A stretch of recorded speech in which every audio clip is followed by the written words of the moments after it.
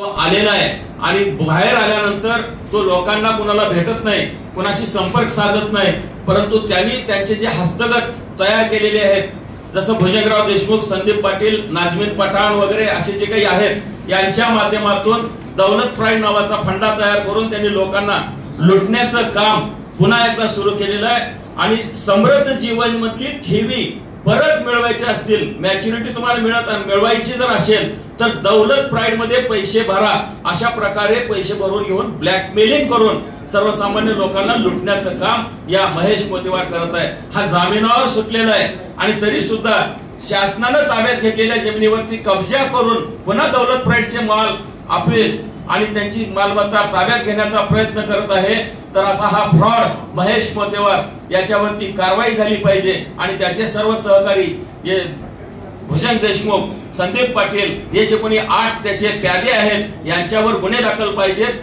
अशा प्रकारची तक्रार दाखल करण्यासाठी जवळजवळ 4 ते 5 हजार लोकांचा आम्ही त्या ज्यांनी ते कब्जात घेऊन मॉल बांधण्याचं काम करतोय त्या जमिनीमध्ये एकत्रित येऊन तिथून बिगवन पोलीस स्टेशनवर मोर्चा काढून आम्ही निवेदन देणार आहोत। तशा प्रकारचं निवेदन आम्ही एसडीओ हवेली जे सक्षम प्राधिकारी आहेत त्यांना पण दिलेलं आहे आणि जे गुन्हे अन्वेषण विभागाचे अधीक्षक आहेत त्यांच्याकडेही आम्ही पत्र दिलेलं आहे।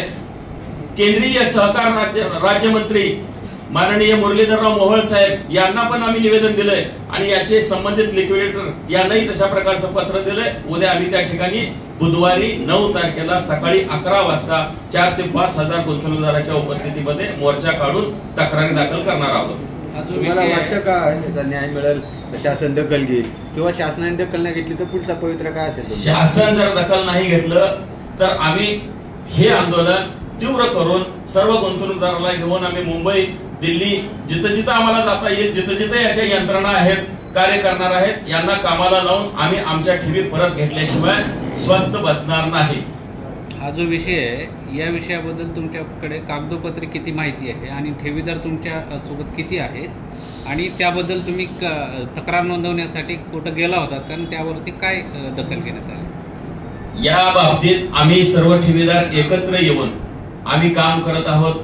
जवळजवळ महाराष्ट्रातल्या आणि देशातल्या सर्वच ठेवीदारांचा एकच विषय आहे, आजपर्यंत त्यांना फक्त हुलकावणी देऊन खोट्या बातम्या पसरवून ह्या महेश मोतेवारनं लुटण्याचं काम केलं, त्याच्यावरतीच भरोसा लोक ठेवत आले।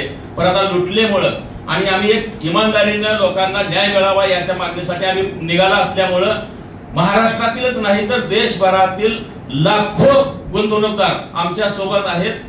येणाऱ्या काळामध्ये सर्वच गुंतवणूकदारांच्या वतीने आम्ही एक चांगलं अभियान राबवून हा विषय मार्गी लावल्याशिवाय सोडणार नाही। किती गुंतवणूक? पूर्ण देशातून आणि महाराष्ट्रातून 4 लाख गुंतवणूकदार आहेत। एकूण आकडा 3750 कोटीचा आहे, 2016चा अधिकृत आकडा।